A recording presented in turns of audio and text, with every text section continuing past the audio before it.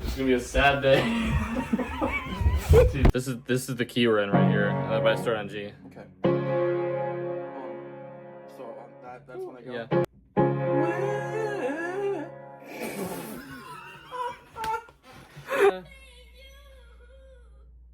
Fucking hate Michael Jackson. I fucking hate Michael Jackson. He's so good at it.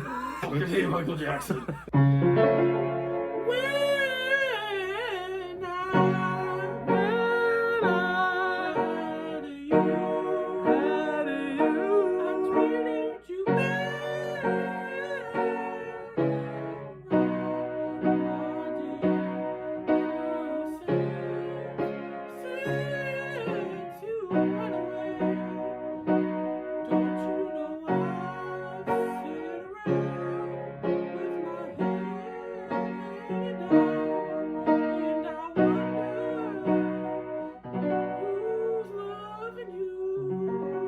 We could do like a sad opening and then just have like a normal podcast. We could also have like you starting it off sad and then I just come in And do what? I like walking. I'm like, hey everyone. Crying? No, I'd be like the mood lighter. Like, hey, fuck Billy.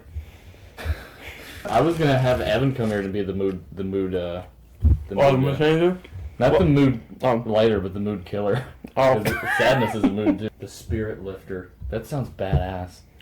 That fucking sounds the spirit lifter. Hey guys, this is the podcast formerly known as the Bill and Frank podcast, but unfortunately, filling in as my co-host is Jay Searle. Hi guys, I'm very honored to be here in Bill's place. If you want to give him a round of applause watching at home, you can, but I wouldn't. We don't have to get sad. I feel like that's impossible. There's no fucking way. There's no way. There's no fucking way. Also, we can't swear either, because that gets us demonetized. That's Not true. that these are making any money anyway. They will though eventually. They will eventually. And if they get demonetized, they won't be pushed out as much. Yeah. It's our friend Isaac Brinley's birthday today. Our friend Isaac Brindley. Happy birthday to Isaac Brindley. He's been in the sketches. If you've seen the skits that are on this channel, we'll put them up there somewhere. But happy birthday to Isaac Brindley. We'll put a fun picture of him up on the screen here.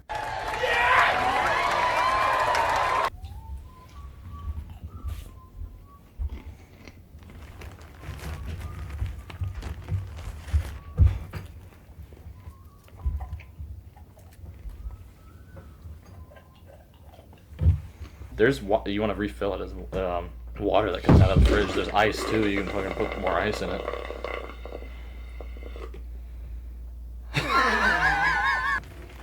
Rolling, B marked, whatever the fuck they say.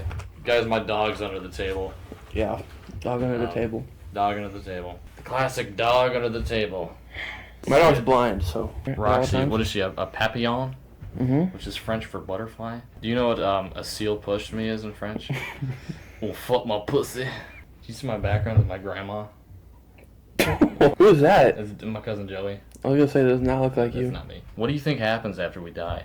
I'm religious. You're religious. Yeah, so I think that. Go to heaven. Yeah, we go to heaven. Anyone that doesn't follow God just goes to hell. Not to be too preachy, folks. The goof ups. Podcast doesn't have that. We're not going to do that. I know. There'd be 30 fucking minutes of it. I know. What is your deepest regret? My biggest that's a good question. I'd have to think about that really hard. Probably that one time in 4th grade, I spoke bad about my mother in front of my teacher. What'd you say about your mother? I don't think I said anything. Actually, I think I was being really disrespectful. But it made her cry, which I felt really bad. It made her cry. Behind her back? No, in front of her. In front of the teacher. In front of her, in front of the teacher, and it made your mom cry. Yeah. It's hard to think of regrets. It'd probably be some girl shit. Yeah. Waiting too long to ask somebody out or something. Yeah, I'd agree. I just regret being too, unconfident to ask anyone out. You regret being unconfident? Yeah, there's been a couple of times where could have gotten a girl, but I didn't try. That's neither here or there. That's neither here nor there, folks. What makes you truly happy? Food. Food? Just seeing everyone around me happy. That makes you happy, seeing other people happy? Yeah. I would say a similar thing. I get a lot of joy from making people laugh. Exactly. Yeah. Me too. And I really hate to see people sad. Mm-hmm. Oh, yeah. It stems from that. I really hate... I have family members who are depressed. There's this one thing that I've been thinking about recently. Yeah. For some reason, I have this feeling And it's like one of my beliefs is that I feel like there's no reason in life at all to be sad ever. There's reasons sometimes. Like prolonged sadness, not like you can be sad for like a moment, day or two, like or a week of like mourning somebody. Depression isn't always sadness. Sometimes it's like in the moment you're like, I'm not sad right now, but like you're just, you're lazy and you're sleeping a lot. Yeah, I get it. I get what you're about the actual feeling of sadness. Mm-hmm. It's as you grow as a human, as you get older, you try to notice the things that help you come out of sadness. Yeah, and you get better at not being sad as you get older. I think, at least for me, there are some people who don't do that. No. Just because they're not as smart as me. Yeah, there's definitely people that and perceptive. I'm perceptive. Mm-hmm. There's definitely people that like to sit in their own sadness. Crying, right, is a release of sadness. And there's also people though that their sadness it affects other people, and it on other people. Yeah, and it when it affects the people around you, you gotta seek therapy or something. Right. Absolutely. But as much as I hate to admit it, I'm a really easy crier. Yeah. Yeah. I was watching Stand By Me the other day and I cried at the end of the season. Oh, really? Yeah. Have you seen that movie? You've seen that movie. We watched it. I fell asleep. You fell asleep? Jace falls asleep during I'm really good. He has the attention span of a rabbit. I'm really good. Like, do rabbits have short attention spans? I fall asleep really easily at people talking. It's weird. And that's really bad, especially during English class. During college. During college, too. During college. You're still thinking about high school. That's going to make you sad. Those lectures, dude, they will put me out sometimes. Yeah. But if I like the topic, I'll totally stay into it. Like, what's your favorite college? Mainly my major classes. What's your major? Is it criminal justice? Criminal justice. Was that because you couldn't be a cop because of your heart thing? You took criminal justice, or was it always the plan to take criminal justice? It was actually never the plan up until my senior year. Really? You figured out what you wanted to do senior year? Yeah. So going into my 11th grade year, I had nothing. I was like, well, I don't know what I'm gonna do. And then I took like a business class, and I'm like, yeah, I'd like to go to school for college or for graphic design. Yeah. But that didn't seem too much like fun. And then got into the criminal justice class there and just fell in love with it. Great environment, great teacher. And the heart condition thing, it wasn't because I couldn't be a police officer, it's because I couldn't go into the army or anything. Oh. Were you gonna do that if you hadn't had the heart condition? No. Sometimes when you try to make people laugh, you make them angry. Especially in today's world. Yeah, people get offended easily. That's a different thing. Because you try to make somebody laugh and they get angry, and all they want to do is destroy you. I used to be the worst example of it. Of actually being like the only offended. opposite. Yeah, offended super easily. Yeah. I play a lot of video games, and I used to play with this group of guys. Yeah. And they would always just make fun of me for being fat. It just made me sad. I'm like, but I was also dishing out stuff at them too. You were dishing it, but I couldn't receive it. You couldn't. And then when I got a little bit older, I'm like, man, if I can send it out, I can take it back. It's fine. Yeah. Somebody in elementary school told me to kill myself once. That made me really sad. Don't fucking laugh at that. A lot of people think of me as a bully. Mm-hmm. I think a lot of people really do think of me as a bully. I've been bullied before. I hate it. Mm-hmm. It takes a really strong person to internalize being bullied or something. Right. And not to externalize it and do it to other people. People do that. People, they hold it inside and then they take it out on other people. Mm-hmm. When was the last time you felt lost? Like physically lost? Like where am I? Yesterday? Yesterday we were on a trail. What was that? We were trying to get up to the top of... We were driving a car down an ATV trail and we only realized after we saw ATVs coming at us. Yeah, it didn't look like a road. It really didn't. And if we kept going, there was no road. It was just trail. If we're talking about physically, like geographically lost, it was yesterday probably. I didn't go anywhere today, so I wouldn't get lost in my own home. Yeah, my dog would.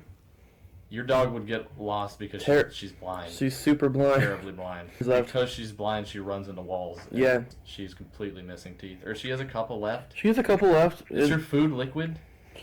Basically, it's really soft. Yeah. She's never eaten hard food. No. She's such a... she likes wet food?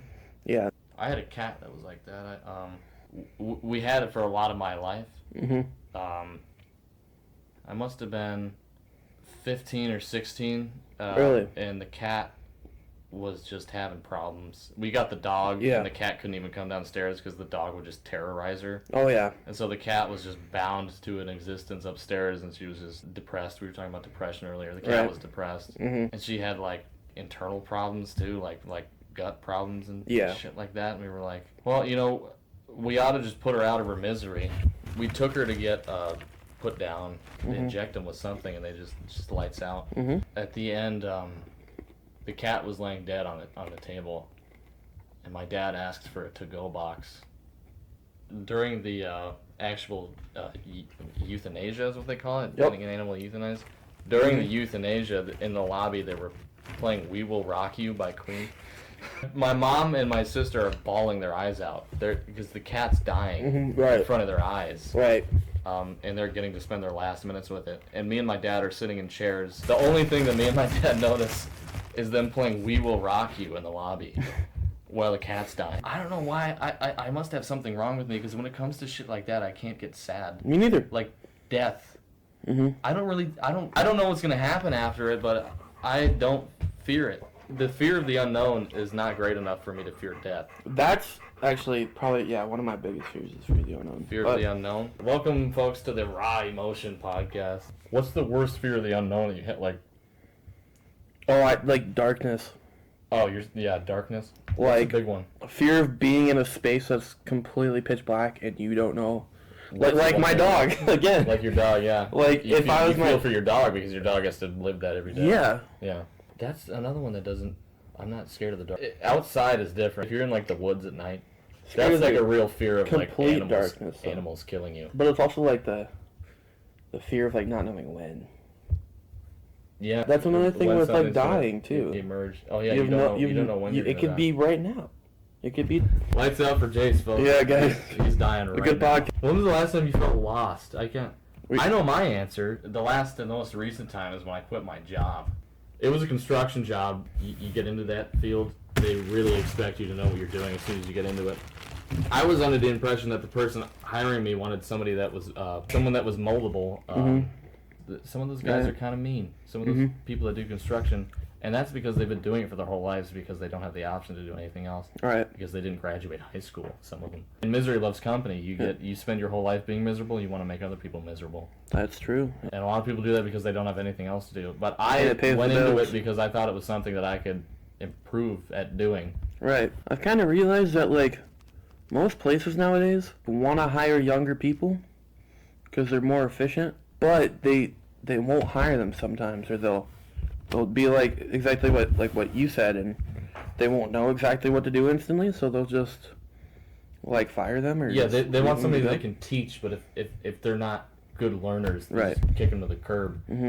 I guess I'm not a good learner. Like music.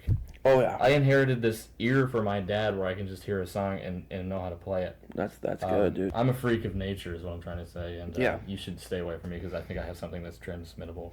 What do you think about when you're alone? The obvious answer is like women. Sometimes like even being sad about women, I think about that when I'm alone. Yeah. There haven't been that many. I haven't pursued that many because I'm really bad at it. It's bad to be unconfident, like you were saying. Have you ever had one of your worst fears happen? I know my answer. People don't know this story. I spent time in Sitka, Alaska. It's a proper city. I sound British. It's a proper city. There's a mountain there. Lance, you want to join the podcast, buddy? Hey, buddy. Dog's name is Lance. He'll be joining us on and off today. Mainly just when Jace eats his popcorn, he'll show up. Yeah. Bear Mountain in Sitka, Alaska. You can look up pictures of it. I have a couple videos of climbing it, but there's way too much material to like put on the podcast or anything like that. The first time I tried climbing it, I was a little unequipped to do so. We went halfway up a hiking trail that goes up. It doesn't go to the summit. The trail doesn't go all the way to the summit, but we got to a spot where you could go off the trail and I could basically see the top of the mountain. And it was this huge ice valley. And I just started walking up it. I have a picture of me climbing up it. It's a huge ice valley, and I'm very tiny in the picture. It's very large. Walking up it wasn't the problem. I got to a spot. I'll show the video of the spot that I got to, where there was a gulch, a ravine in the ice. Now that's an actual fucking Great Mighty Ravine. This is way up here. I figured I could just climb across it. I did. I climbed across the ravine, and I got to the other side, and it's just the ice valley continues. It's just there's a huge crack in the middle of it. And I started to continue to climb on the other side, and I lost grip, and I started sliding down very fast. I caught myself with my wrists, just dragging them against the ice. But my feet were just past the edge of where the crack was when I stopped myself with my wrists. Wow. My heart was pounding. And for the rest of the time, I was climbing down after I realized, nope, fuck this. I'm not going further. I'm going right back down. It's even worse going down, and you're trying to control yourself, and it's ice. I had these like kind of cheap ice traction things on my shoes that really weren't working for me. By the time I got down, one of them was sideways on my shoe. It wasn't even... I did get down. I made it out alive. What wasn't too relieving was the second time I tried to climb the mountain again. You did it again. As if that wasn't enough to scare me away from climbing that mountain, I tried to climb it a second time. That was the time I actually really came close to death. Surprisingly came out less injured than I did the first time. The second time I climbed the mountain, I went up kind of the same way, but took a detour into trees. I got into the trees where there was no ice. I was in the woods. I was walking on grass. I started to climb up the mountain in the wooded area, grabbing onto trees and stuff. At a certain point, I look down, and it's pretty much a straight drop, like 80 feet. And there are trees along the way, but that's not going to stop me from falling and dying. If I move at all, I'm going to fall down. And I called my grandma, who's with me, my Mima. And I told her to call the Coast Guard. She didn't end up calling the Coast Guard because she thought it was too much of a hassle. Obviously, I'm here. I made it out safely. The last thing she said before she hung up is that I believe that you can do it, and if I don't hear from you, I'll just know that you're making progress and you're getting down. That could have been the last thing she ever said to me. I thought where that was going is that she was going to say, if I don't hear from you again, I know you're in a good place. That would be fucked up. That would have scared the shit out of me. After that phone call, I did something counterintuitive, even a little stupid. I climbed further up the mountain to try to get a view of where I had to go to get back to the ice valley, to where I could get down to the trail. Because I have no navigation at all, so I had to get a clear look somewhere. So I get out of the trees. It's another ice valley at the top of this vertical drop. This is the ice valley. It starts up here, and then this is where I'm coming up. And it just goes straight down from right there. And I had taken my ice spikes off at this point because I was in the woods. I ended up not putting my ice spikes on. I was standing on that ice with no traction. I was kind of petrified. That's the most scared I've ever been in my life. Was standing at 4,000 feet above sea level on nothing but ice. All that was in front of me was just down. And I could see where I needed to go. And so I'm standing on the edge of the ice valley where it drops, and it's just trees growing out of a vertical. It's like a straight 90-degree angle for like 80 or 90 feet. I know that I need to get out of this situation as quick as possible. I brainstorm a little bit on what I think the quickest way to go downward would be, and I come up with the idea that I could just let gravity do its thing. I attempted to do something I would call a human plinko. I tried to grab onto shit. It didn't really work. At one point, near the top, I grabbed a hold of some moss, and the hold broke, and I fell backwards in midair for like 20 feet. I was stopped. My ice axe was sticking out of my backpack, just barely, like above my head, and the ice axe stopped me here. If the ice axe wasn't there, I would have just went forward through the two trees. And just kept falling. When I got in that position, it gave me a couple seconds to look down and be like, maybe I could try to maneuver to grab something. I didn't. I fell further, but something broke my fall is what the important thing is. And I fell into the softest bed of grass you have ever felt in your entire life. I couldn't help but feel that somebody up there was probably watching over me. Believe me, I was praying, and my Mima's not religious, but she said she was praying too, and I was like, that's why. The Bible says wherever 2 or 3 people are gathered in my name, I am with them. I came out alive against very, very small odds. Extremely small odds.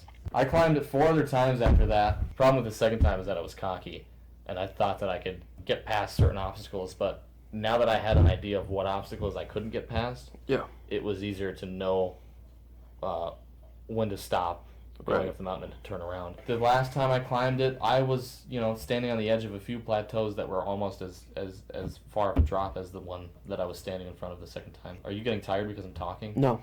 Yeah.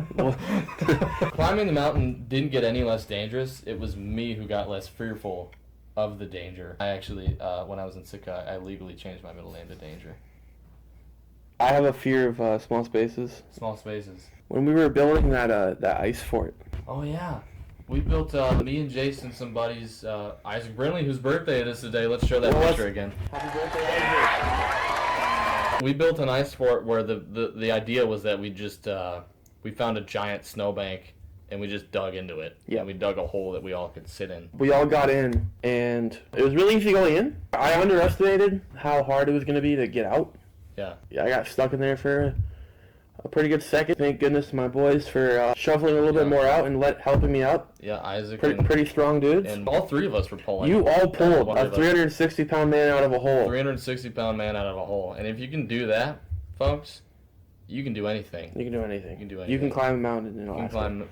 Well, you try to climb. Attempt to climb 5 times. Attempt to climb it 6 times. 6 times. I had a quick question. Yeah. You've climbed like a lot of mountains, right? Or like hiked up mountains and stuff? I climbed halfway up Mount Verstovia, and I fully summited Harbor Mountain. Out of the 3, what's your ranking of them? It's just like everything, like beautifulness, adventure. One of them. Verstovia is really heavily wooded. Yeah. The whole kind of way. Okay. Except if you get to Picnic Rock. I didn't get to Picnic Rock even. Okay. Harbor Mountain is the most beautiful because the whole way it's open. It's really high elevation above sea level, and you can see the city the whole time you're climbing up the mountain. That's cool. I'll put a video of me standing at the top of Harbor Mountain. Let me lay a little something down for y'all. I look for the bare necessities, the simple bare necessities. Forget about your worries and your strife. I mean the bare necessities of Mother Nature's recipes, the simple bare necessities of life. Nothing compared to Bear Mountain. I climbed it so many times from so many different angles that I might be able to say that I gave Bear Mountain a bear hug. I'll put that on my resume, actually. I gotta get a job. What would you do if you knew you would not fail?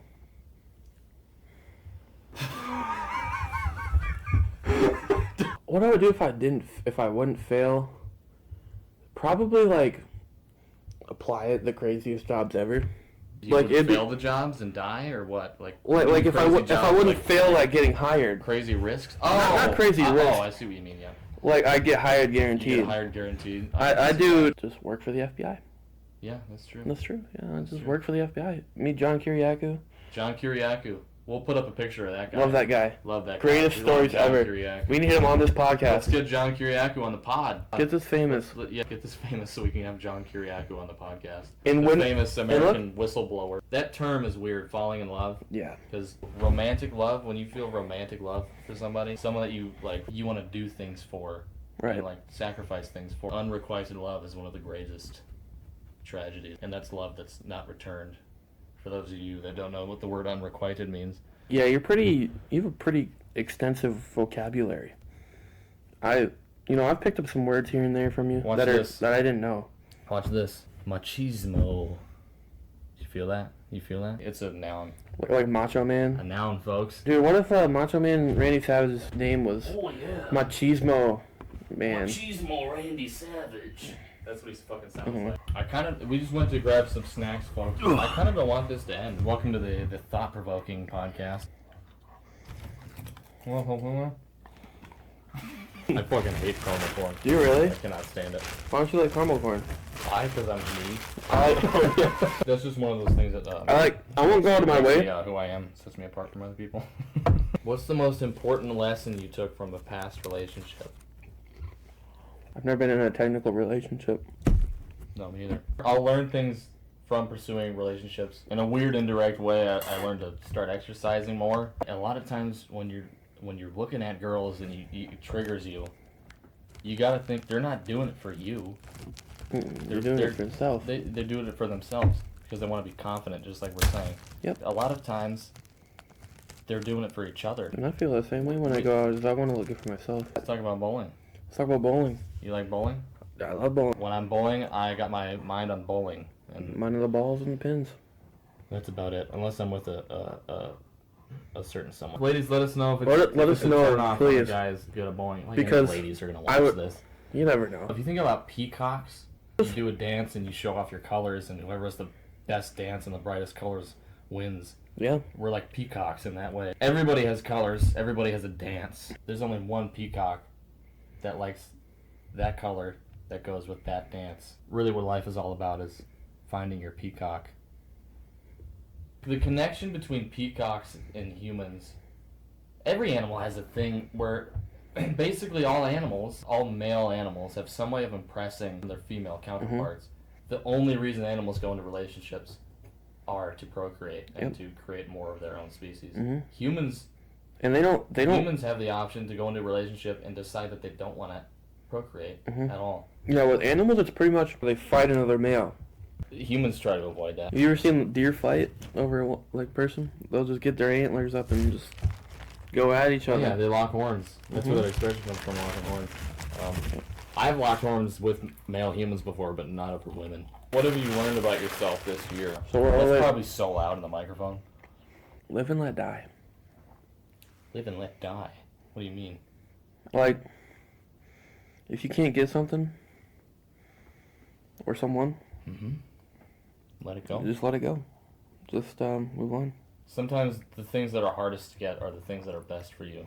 Sometimes you don't get the thing that you want because you don't know what to do with that thing yet. Yeah. You might think you know, but you will only get that thing when you realize what it is that you should do with it. And right. Everything's set in motion. Everything happens for a reason. Sometimes it's just not your time, not the right time. Sometimes you have to let yourself be defeated by things. Your head is so big, you think you can do everything, and Napoleon syndrome.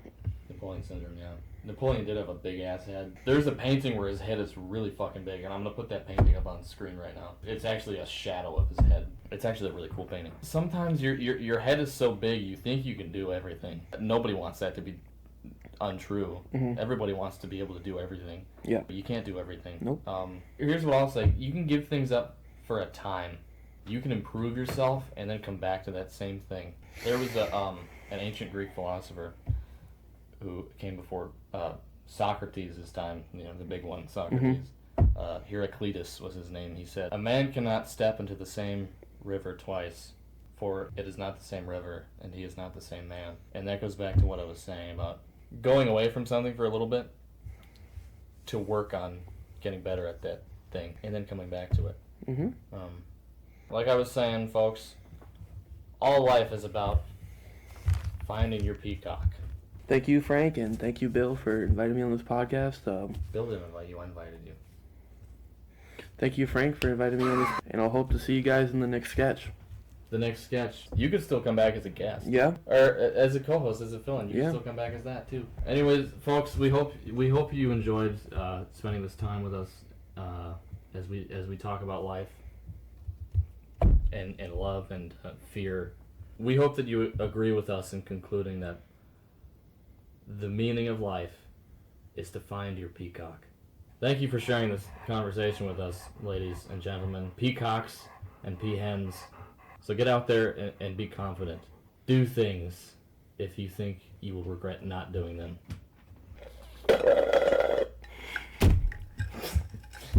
We hope for you just as much as we hope for ourselves that all your enterprises will be successful and all your dreams will come true. So keep your feet on the ground and your eyes to the stars and shoot for the stars, because even if you miss, you might land on a cloud. Take care, folks. Goodbye.